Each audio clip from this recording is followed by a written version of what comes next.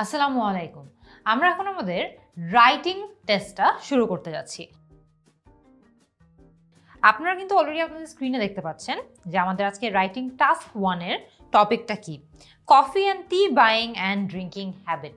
মানে তারা আমাদেরকে যেই ডায়াগ্রামটা দিয়েছে সেই ডায়াগ্রামে কফি এবং চা কেনার এবং পান করার যেই হ্যাবিটগুলো আছে বা অভ্যাসগুলো আছে সেগুলোর উপর ভিত্তি করে একটা রাইটিং টাস্ক আছে এই টাস্ক 1 এ।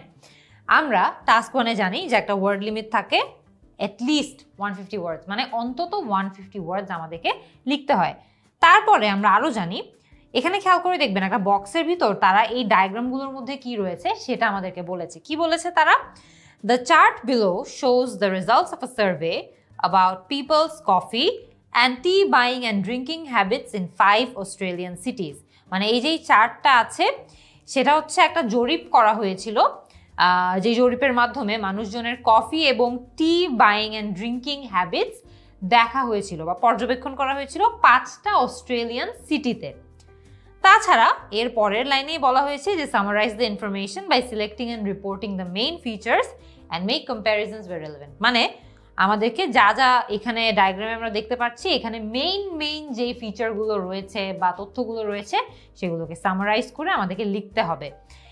প্রথম যে লাইনটা আছে, যে লাইনে বলেছে যে chart shows the results of a survey about people's coffee and tea buying and drinking habits in 5 Australian cities, এই লাইনটা কিন্তু অনেক গুরুত্বপূর্ণ, কারণ এই লাইনটা আমাদেরকে পরবর্তীতে যখন আমরা আমাদের টাস্ক 1টা লিখবো আমাদেরকে প্যারাফ্রেজ করতে হবে। মানে হুবহু এই লাইনে যেটা বলা আছে সেই তথ্যটাই বলতে হবে, কিন্তু ভিন্ন শব্দ ব্যবহার করে বলতে হবে। So this is a very important line. এটা প্যারাফ্রেজ করতে একদম প্রথম লাইনে আপনার টাস্ক 1-এ কখনোই ভুলবেন না।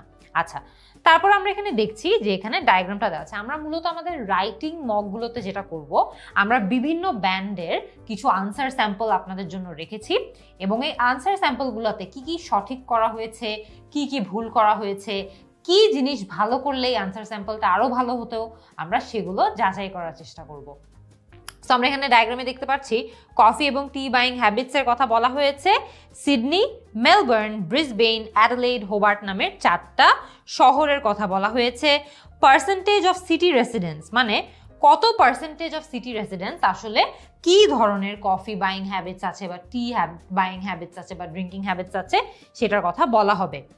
তারপরে আমরা দেখতে পাচ্ছি 3টা তথ্য দেওয়া আছে যে যেই বক্সগুলো একদম কালো করে পূরণ করা সেটা হচ্ছে but fresh coffee in the last 4 weeks. মানে প্রত্যেকটা কালো বক্স হচ্ছে যারা লাস্ট 4 সপ্তাহে একদম ফ্রেশ কফি কিনেছে তাদের কথা বলছে। তারপর আমরা দেখতে পাচ্ছি একটা ক্রস প্যাটার্নে কিছু বক্সেস আছে প্রত্যেকটা সিটির সাথে। সেই ক্রস যে বক্সগুলো আছে সেগুলো হচ্ছে ইনস্ট্যান্ট কফি যারা কিনেছে তাদের কথা বলছে গত 4 সপ্তাহে। এবং একটা আছে একটু হালকা অ্যাশ কালারের প্রত্যেকটা শহরের সাথে, সেটা হচ্ছে went to a cafe for coffee or T in the last 4 weeks. মানে লাস্ট 4 সপ্তাহে তারা কফি অথবা চা কিনতে একটা ক্যাফেতে গিয়েছিল, খেতে একটা ক্যাফেতে গিয়েছিল। আমরা মোটামুটি ডায়াগ্রামের তথ্যটা বুঝেছি। আমরা এবার দেখি যে একজন যে অ্যান্সারটা অ্যাটেম্প্ট করেছে সেই অ্যান্সারটা কিভাবে অ্যাটেম্প্ট করেছে।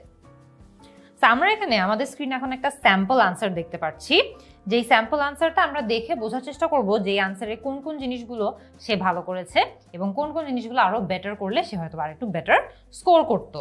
সো একদম প্রথমে আপনারা এখানে খেয়াল করে দেখবেন এইখানে যে প্রথম লাইনটা আছে, the bar chart details drinking habits in 5 Australian cities as they relate to coffee and tea over the last 4 weeks. এই যে সেন্টেন্সটা আছে এই সেন্টেন্সটা কিন্তু এই সেন্টেন্সের একটা প্যারাফ্রেজ এবং এটা প্রত্যেকটা লেখার জন্য কিন্তু ম্যান্ডেটরি। এটা আপনাদের যে রাইটিং স্যাম্পলটা আছে বা রাইটিং টেস্টটা আছে সেখানে কিন্তু এটা লিখতেই হয়, প্যারাফ্রেজ করে লিখতেই হয়। সো এখানে আপনাদের প্যারাফ্রেজিং স্কিলস অনেক ভালো থাকতে হবে এবং সিনোনিমস সম্পর্কে অনেক ভালো ধারণা থাকতে হবে। কেন বলছি খেয়াল করে দেখবেন, এই যে লাইনটা আছে এইখানে বার চার্ট না, প্রশ্নে বলেছিল চার্ট, এই লাইনের প্যারাফ্রেজ এই প্রথম লাইনটা। সো এখানে চার্ট বলেছে, এখানে সে বার চার্ট বলেছে। তাছাড়া এইখানে খেয়াল করে দেখবেন সে বলেছে শোজ, ঠিক এই জায়গাটাতে এটা হয়ে গিয়েছে ডিটেলস।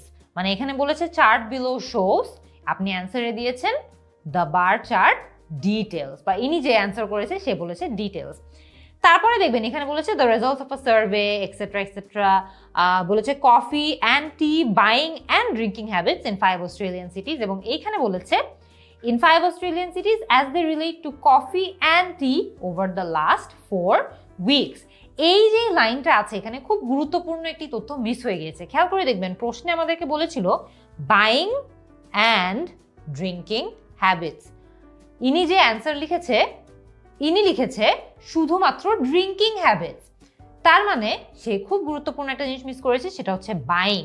সো আমাদের এখানে বাইং এবং ড্রিঙ্কিং হ্যাবিটস এর কথা বলা হয়েছে, আমাদের হয়তো বা এখানে বলা উচিত ছিল যে পারচেজিং, হেন্স বাইং, মানে বাইং এর সিনোনিম হিসেবে পারচেজিং সে দিতে পারতো, অ্যান্ড ড্রিঙ্কিং হ্যাবিটস হয়তো বা সে ড্রিঙ্কিং হ্যাবিটস না বলে কনজাম্পশন বলতে পারতো, কারণ টি অ্যান্ড কফি তো আসলে কনজিউমও করে ড্রিঙ্কও করে, অসুবিধা কিন্তু নাই। সো তাইলে এখানে সে তথ্যটা মিস করতো না, আমরা এখানে বাইং এর পরিবর্তে পারচেজিং বলতে পারতাম, যেখানে এই ব্যক্তিটা পুরোপুরি বাইং এর কথা মিস করেছে, তাই সে কিন্তু এখানে প্যারাফ্রেজিং এ মার্ক একটু কম পাবে। সো এই ইন্ট্রোডাক্টরি যে সেন্টেন্সটা আছে, এই সেন্টেন্সটা হচ্ছে মূলত এই সেন্টেন্সের প্যারাফ্রেজ। আচ্ছা, তারপরে খেয়াল করে দেখবেন এখানে বলেছে overall more than half the population in all cities except Adelaide went to a cafe for coffee or tea, while buying instant coffee was also popular and buying fresh coffee generally less common. এই যে সেন্টেন্সটা আছে এটাকে কিন্তু বলে হলো overview sentence, এবং এই ওভারভিউ সেন্টেন্সটাও কিন্তু আইএলটিএস টাস্ক 1 এ খুবই ম্যান্ডেটরি, এটা থাকতেই হবে। আপনার ইন্ট্রোডাক্টরি স্টেটমেন্টটা বলার পরে একটা ওভারভিউ স্টেটমেন্ট দিতে হয়, যে ওভারভিউ স্টেটমেন্টে আপনি মূলত পুরো ছবিটা দেখে মূল কি কি তথ্য খেয়াল করতে পারছেন, বা একদম খুবই স্পেসিফিক হাইলাইট যেগুলো আছে, যেগুলো চোখে পড়ার মতো তথ্য, সেই তথ্যগুলো এই ওভারভিউ স্টেটমেন্টে দিতে হয়। এখানে সে ওভারভিউ স্টেটমেন্টটা ওভারঅল শব্দটা দিয়ে শুরু করেছে, হুইচ ইজ গুড। ওভারঅল শব্দটা দিয়ে যদি শুরু হয়ে থাকে তাহলে কিন্তু ভালো। ওভারভিউ স্টেটমেন্ট সাধারণত ওভারঅল দিয়েই শুরু করতে হয়। তারপরে খেয়াল করে দেখবেন বলেছে more than half the population in all cities except Adelaide, মানে অ্যাডিলেড বাদে বাকি সব সিটিজে ক্যাফেতে কফির জন্য অথবা টি এর জন্য যেত। went to a cafe for coffee or tea more than half the population, তার মানে তাদের যত পপুলেশন জনসংখ্যা রয়েছে তার থেকে মোর দেন হাফই আসলে এই ক্যাফেতে গিয়ে তারা কিন্তু এই যে ক্যাফে আর কফির জন্য যাচ্ছে হচ্ছে এই গ্রেটা। সো খেয়াল করে দেখবেন এই গ্রে বাকিদের ক্ষেত্রে 50%-এর উপরে, শুধুমাত্র অ্যাডিলেডের ক্ষেত্রে 50%-এর নিচে। সো সে একটা ভালো তথ্য বলেছে। তারপরে কি বলেছে, while buying instant coffee was also popular and instant coffee was also popular, আচ্ছা সে এটা নিয়ে আর তেমন কিছু বলেনি। ইনস্ট্যান্ট কফি সবার ক্ষেত্রেই মোটামুটি সিমিলার লেভেলেরই popular, and buying fresh coffee generally less common, যে সব ক্ষেত্রেই ফ্রেশ কফি সবার ক্ষেত্রেই আসলে কম কমন, মানে এতটা কমন না। কিন্তু এই সেন্টেন্সটাকে ওভারঅল আরো বেটার ভাবে স্ট্রাকচার করা যেত, যেমন overall more than half the population in all cities except Adelaide went to a cafe for coffee or tea, এই জায়গাটাতে আমরা একটা সেমিকোলন দিয়ে এটাও বলতে পারতাম additionally buying instant coffee was also popular among all the cities in general and buying fresh coffee was less common, অথবা buying fresh coffee was less common among people। অনেকভাবেই কিন্তু এই সেন্টেন্সটাকে একটু ভেঙে আর একটু ছোট করা যেত। এত বড় একটা সেন্টেন্স দিলে অনেক সময় দেখা যায় কমা স্প্লাইস করার এরর বেড়ে যায় বা সেন্টেন্সটা শোনাতে খুব ক্লামজি লাগে। সো এখানে আমার যতটুকু বেটার মনে হয় সেটা হচ্ছে যে এই জায়গাটাতে আমরা একটা সেমিকোলন দিয়ে দুটো সেন্টেন্সকে ভাগ করে দিতাম, তারপরে পরবর্তী সেন্টেন্সটাকে লিখতাম এডিশনালি বা কোনো একটা লিঙ্কিং ওয়ার্ড ইউজ করে। খেয়াল করে দেখবেন লিঙ্কিং ওয়ার্ড ইউজ করার জন্য কিন্তু আপনার কাছে বাড়তি মার্ক দেওয়া হয়। সো আমরা যদি এখানে ভাগ করে আলাদা লিঙ্কিং ওয়ার্ড দিতাম আসলে ভালোই হতো, সমস্যা নাই। আমরা ওভারঅল জানি যে আমাদের টাস্ক অ্যাচিভমেন্টে মার্ক রয়েছে, টাস্ক অ্যাচিভমেন্ট। তাছাড়া আমাদের কোহেরেন্স অ্যান্ড কোহিশনে মার্ক রয়েছে, কোহেরেন্স অ্যান্ড কোহিশন। তাছাড়া লেক্সিক্যাল রিসোর্সে মার্ক রয়েছে এবং গ্রামাটিক্যাল রেঞ্জ অ্যান্ড অ্যাকুরেসিতে মার্ক রয়েছে।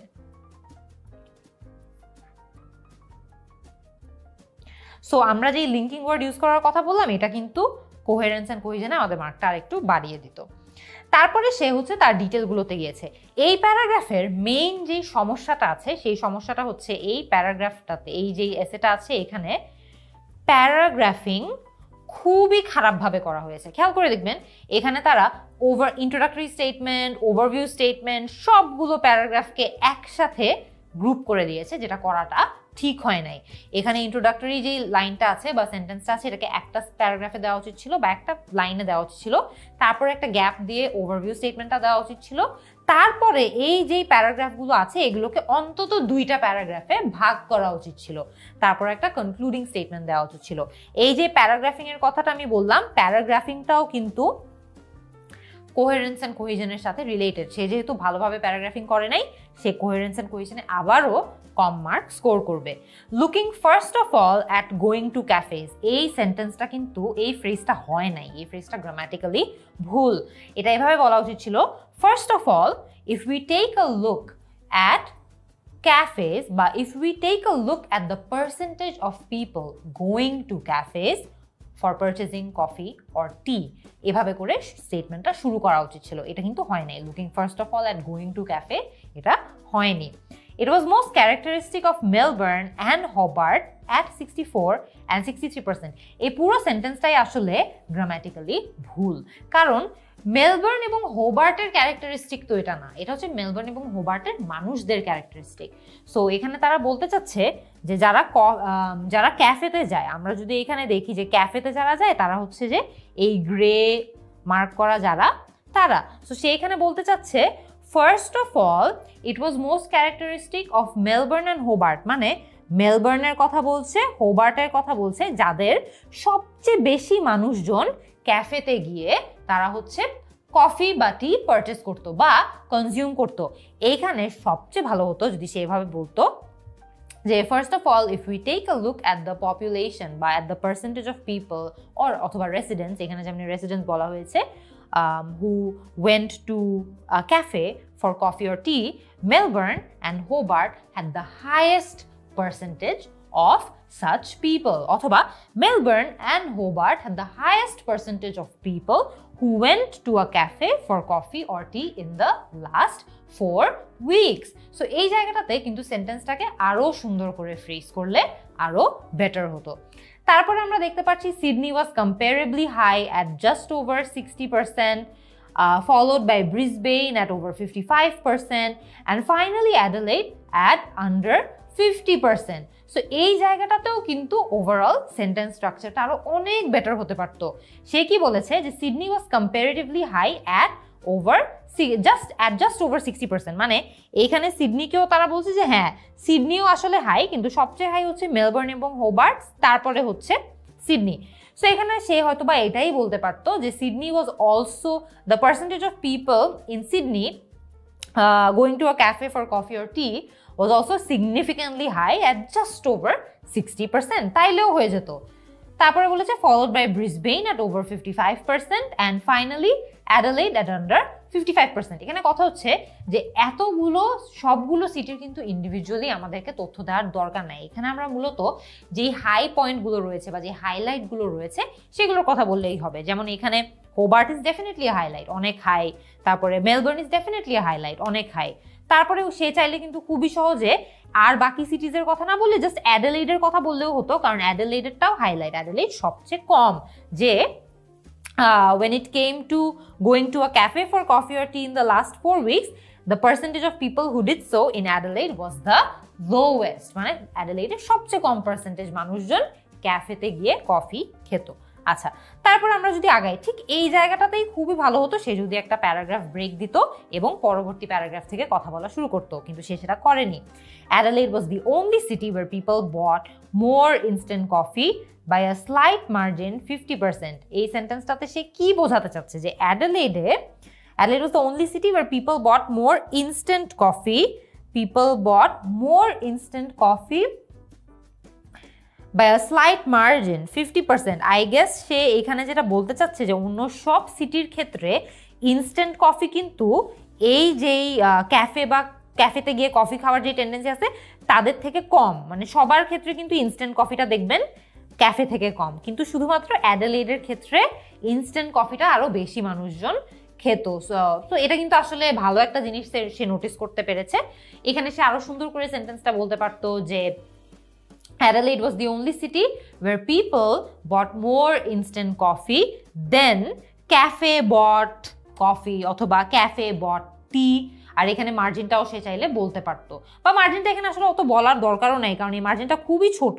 যেখানে অ্যাডিলেডের একটা হচ্ছে 50%-এর একটু নিচে, সো 49% ধরা যাইতে পারে, আর এখানে ইনস্ট্যান্ট কফিটা হচ্ছে 50%-এর কাছে। সো এখানে সে চাইলে খুবই ইজিলি এই পার্সেন্টেজ মার্জিনটা না বলে জাস্ট এটাই বলতে পারতো যে ইট ওয়াজ দি অনলি সিটি যেখানে it was the only city where people tended to consume more instant coffee than cafe bought coffee or tea। তারপরে খেয়াল করে দেখবেন এখানে সে এই কথাটা বলেছে যে in Hobart instant coffee purchases stood at 54%। মানে এই যে হোবার্ট আছে সেইখানে 54% মানুষজন ইনস্ট্যান্ট কফি কিনতো, মানে এই জায়গাটা। আচ্ছা ঠিক আছে, তারপরে কি বললো? ahead of Brisbane at 52%। মানে ব্রিসবেইন সেটা 52%-এ আছে, 52% থেকে বেশি হোবার্টে খেত।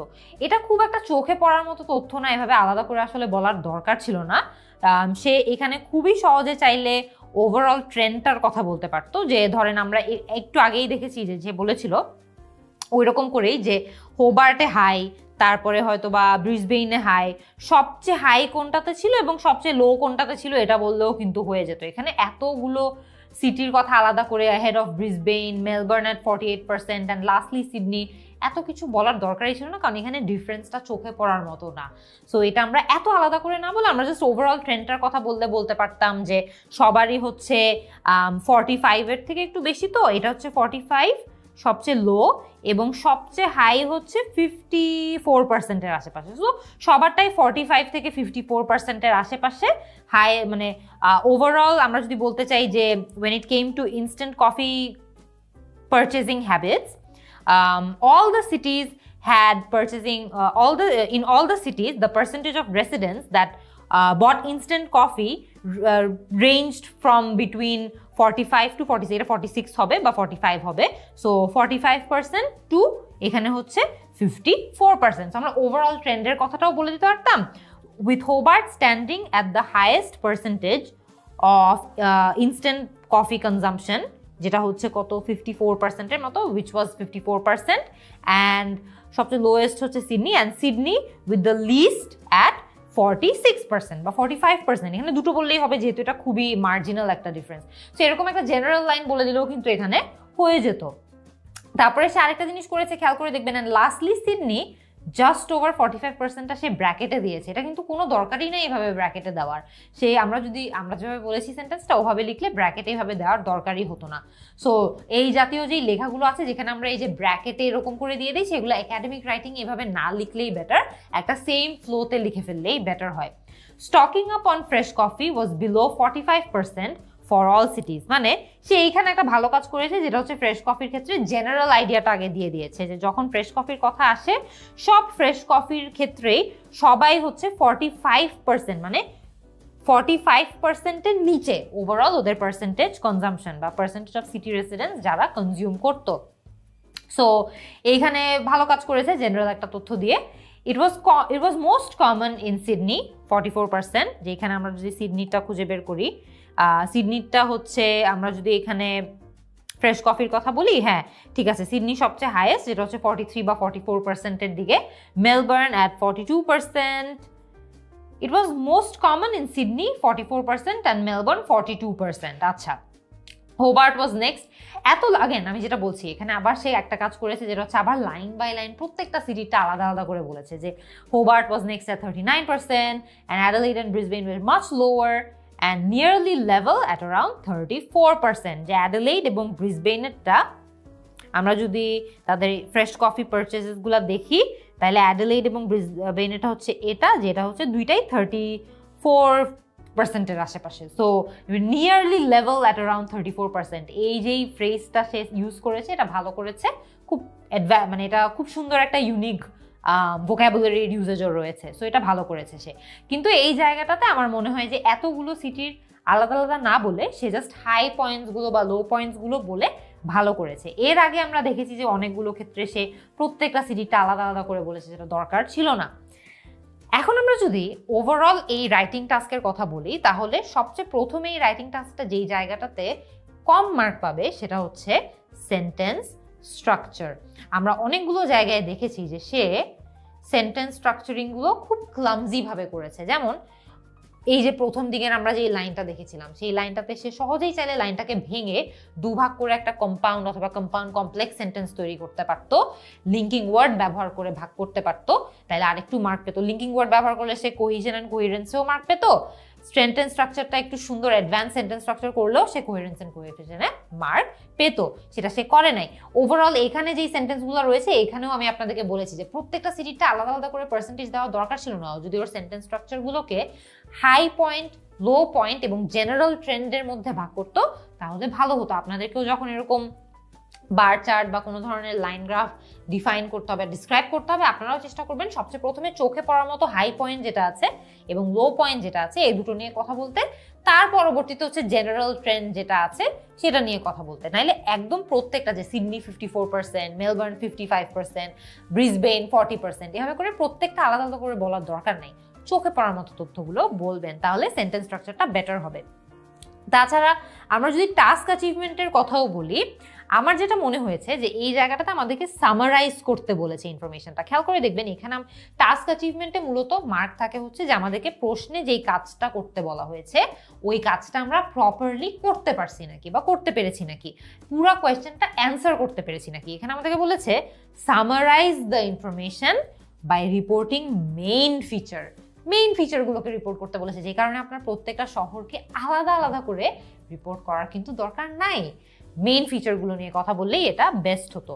মেক কম্প্যারিজনস ওয়্যার রেলেভেন্ট, এই যে ক্যান্ডিডেটটা আছে সে কিছু কিছু জায়গায় কম্প্যারিজনস অবভিয়াসলি করার চেষ্টা করেছে।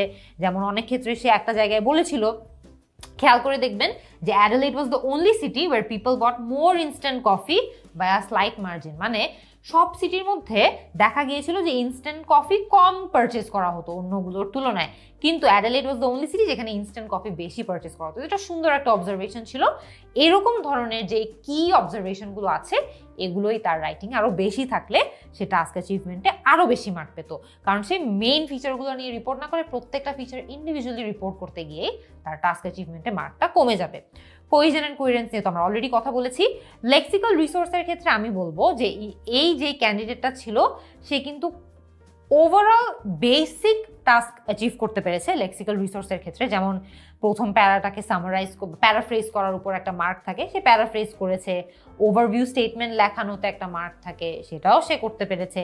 কিন্তু ওভারঅল খেয়াল করে দেখবেন যে সে খুব একটা বেশি আনকমন ভোক্যাবুলারি কিন্তু ইউজ করেনি, খুবই বেসিক ভোক্যাবুলারি ইউজ করেছে। এবং অনেক ক্ষেত্রে দেখা গিয়েছে যে তার ভোক্যাবুলারিগুলো খুবই ইউজুয়াল, মানে দৈনন্দিন জীবনে আমরা যেরকম ভোক্যাবুলারি ব্যবহার করি সেরকম।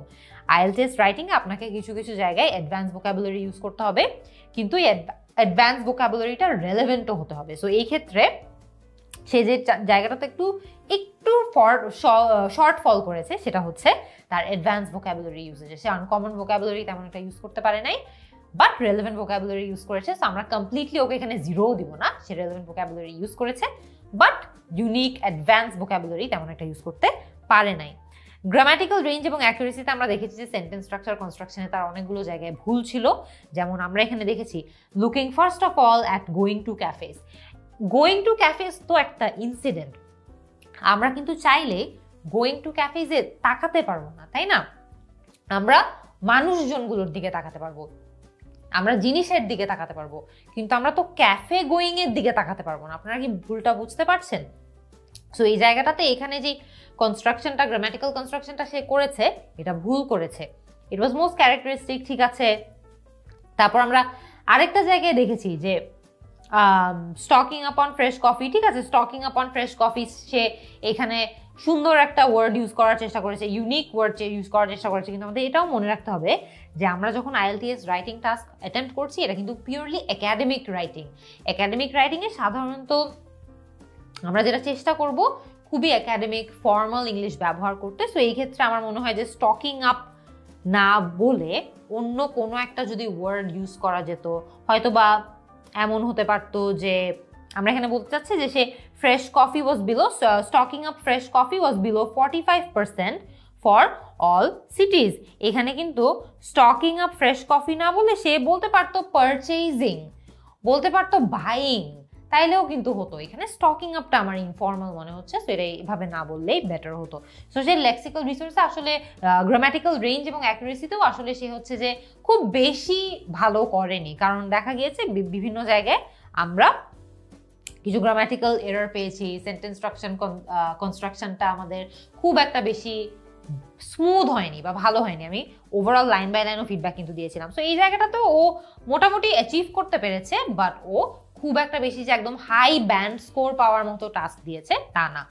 এই যে রাইটিংটা আছে সেটা ইজিলি 6 স্কোর করার মতো, কিন্তু 6.5 এর বেশি এটা স্কোর করার মতো না, কারণ এখানে ফার্স্ট অফ অল সে তো টাস্ক অ্যাচিভ খুব একটা বেশি করতে পারেনি, কারণ আমাদেরকে মেইন যে ফিচারগুলো রয়েছে সেই ফিচারগুলো রিপোর্ট করতে পারার কথা বা করার কথা, কিন্তু সে হচ্ছে যে খুব দেখা গিয়েছে যে একটা চার্ট দেখে হুবহু যা দেখছে তা সে লিখে দিয়েছে, এটাকে সামারাইজ ঠিক মতো সে করতে পারেনি। সো আমি এটাকে বলবো যে এটা একটা ব্যান্ড 6 রাইটিং, কিন্তু এটাকে আরো ভালো করার জন্য আরো অ্যাডভান্স ভোকাবুলারি ইউজ করা দরকার ছিল, আরো কমপ্লেক্স সেন্টেন্স স্ট্রাকচার ইউজ করার দরকার ছিল, গ্রামাটিক্যাল যে মিস্টেকগুলো করেছে সেগুলো অ্যাভয়েড করার দরকার ছিল, এবং সবচেয়ে ইম্পর্টেন্ট যে টাস্ক অ্যাচিভমেন্ট রয়েছে, টাস্ক অ্যাচিভমেন্টে আমাদেরকে এখানে সামারাইজ করতে বলেছে, মেইন ফিচারগুলো রিপোর্ট করতে বলেছে। ও যে লাইন বাই লাইন এতগুলো রিপোর্ট করেছে এটা না করলে বেটার হতো, তাহলে ইজিলি এটা আরেকটু হায়ার ব্যান্ড স্কোর করতে পারতো। এরই মধ্যে আমাদের টাস্ক 1টা কিন্তু শেষ হয়ে গিয়েছে, আমরা এখন টাস্ক 2তে মুভ অন করব। চলুন দেখি যে এখানে তারা আমাদেরকে টাস্ক 2তে কি বলেছে। টাস্ক 2তে বলেছে, in some countries owning a home rather than renting one is very important for people. Why might this be the case? Do you think this is a positive or negative situation? খুবই গুরুত্ব দিয়ে দেখবেন, এখানে কিন্তু তারা আমাদেরকে কয়েকটা জিনিস বলেছে। প্রথমে তারা আমাদেরকে স্টেটমেন্ট দিয়েছে যে কিছু কিছু দেশে একটা বাসা ওন করা বা কেনা রাদার দেন রেন্টিং ওয়ান, মানে ভাড়া নেওয়ার চেয়ে বেশি গুরুত্বপূর্ণ। মানে কিছু কিছু দেশে দেখা যায় মানুষজন একটা ভাড়া বাসায় থাকার চেয়ে নিজের ওন করা বাসায় থাকাটাই তাদের জন্য বেশি ইম্পর্টেন্ট হয়। Why might this be the case? প্রথম প্রশ্ন হচ্ছে আমাদেরকে এটা অ্যান্সার করতে হবে যে এটা কেন হয়ে থাকে, তোমার কি মনে হয়? তো আপনি যখন আপনার রাইটিং টাস্ক অ্যাটেম্প্ট করবেন আপনাকে কিন্তু এই প্রশ্নের জবাব দিতে হবে যে কেন।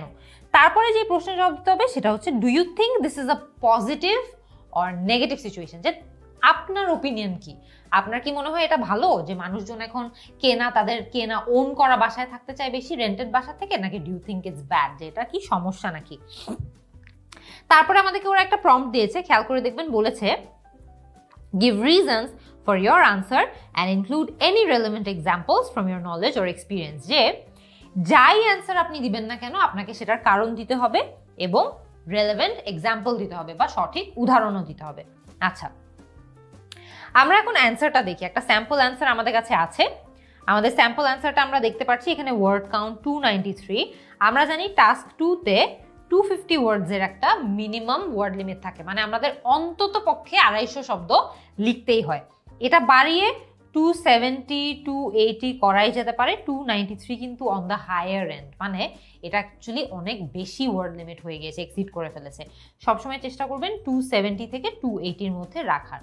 আচ্ছা, তারপর আমরা দেখি যে সে এটা কিভাবে লিখেছে। Many people today value owning their home over renting. In my opinion, this is part of a natural human desire for security and prestige, but it contains risk. তো সে এখানে যে কাজটা করেছে খেয়াল করে দেখবেন, একদম প্রথম যে লাইনটা আছে, many people today value owning their own home over renting, এই লাইনটাকে সে প্যারাফ্রেজ করেছে, which is essential. এটা কিন্তু আপনার প্রত্যেকটা রাইটিং টাস্কে, আপনার টাস্ক 1 হোক বা 2 হোক, ওরা প্রথম লাইনে যে কথাটা বলে থাকে সেই কথাটাকে প্যারাফ্রেজ করতেই হয়, এটার জন্য আলাদা মার্ক থাকে। সে প্যারাফ্রেজ করেছে, সে বলেছে many people today value owning their home over renting.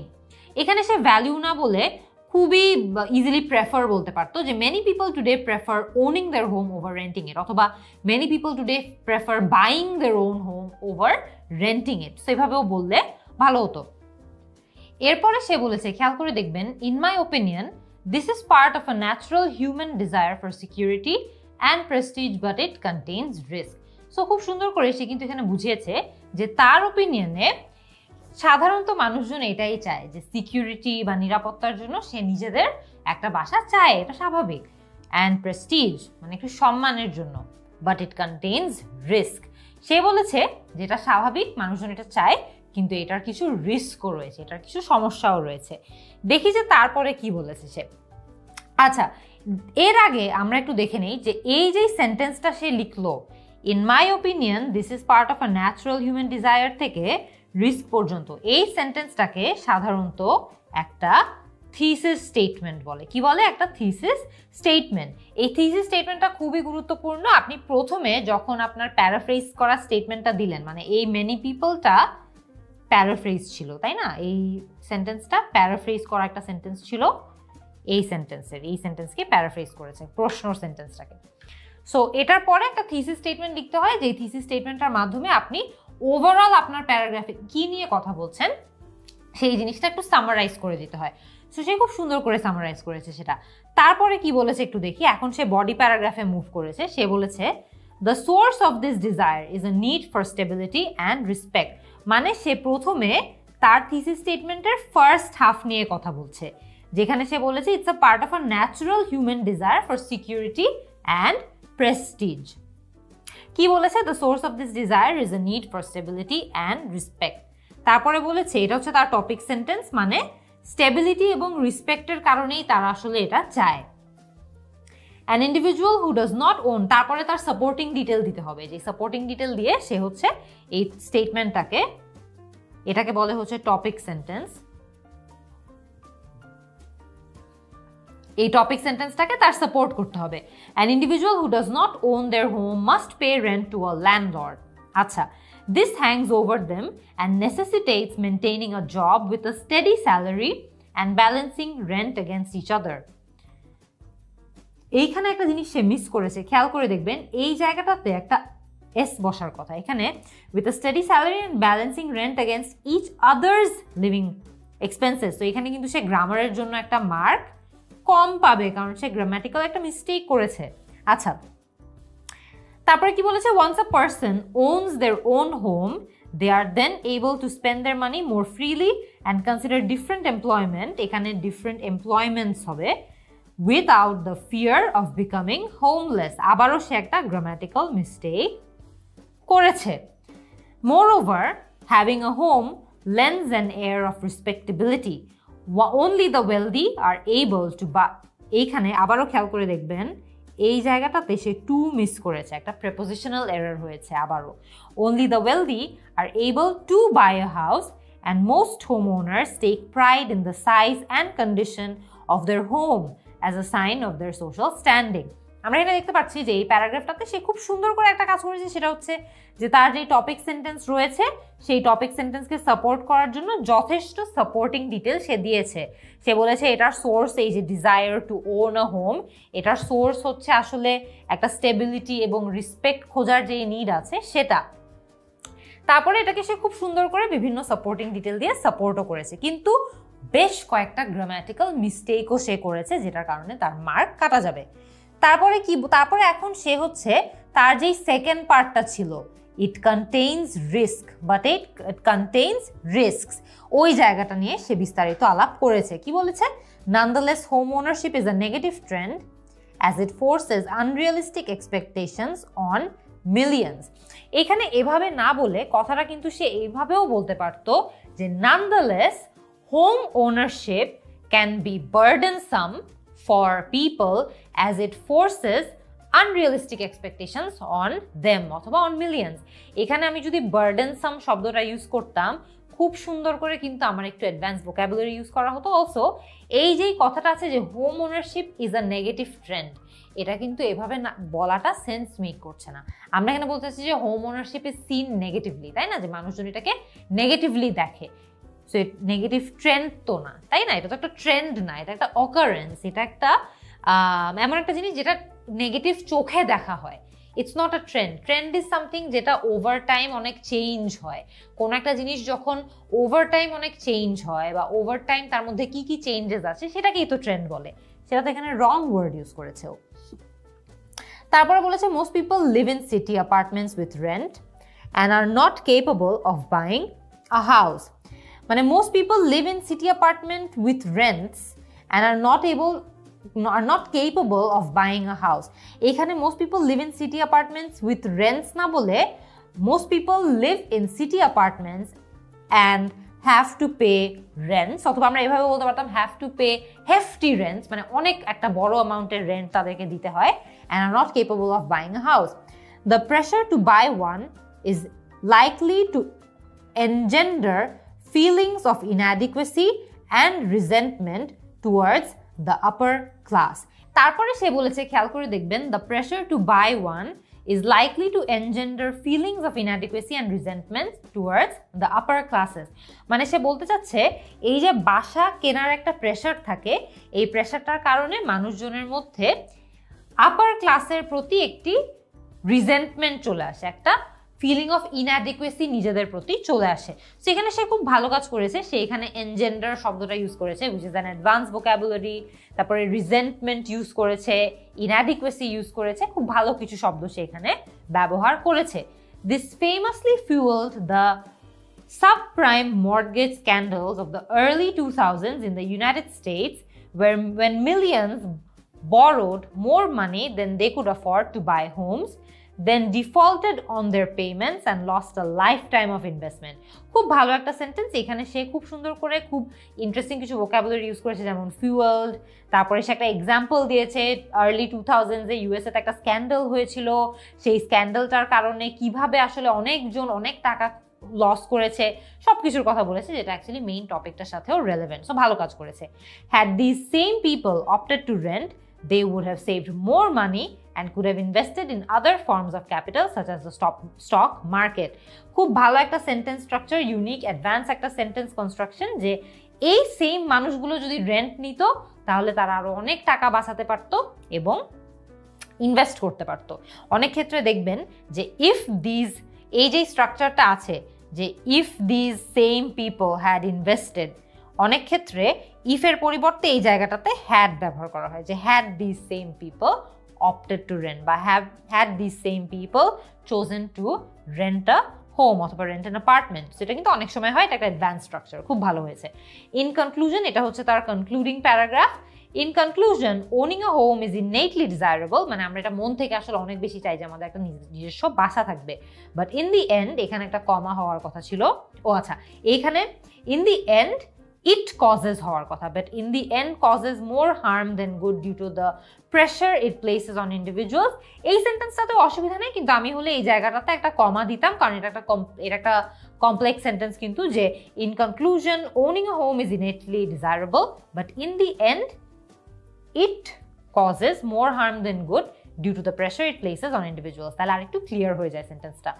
Many people have learned this lesson and home ownership may begin to decline in the future, যে অনেকেই এটা আসলে শিখে ফেলেছে এবং আস্তে আস্তে ভবিষ্যতে হোম ওনারশিপ ডিক্লাইনও করতে পারে।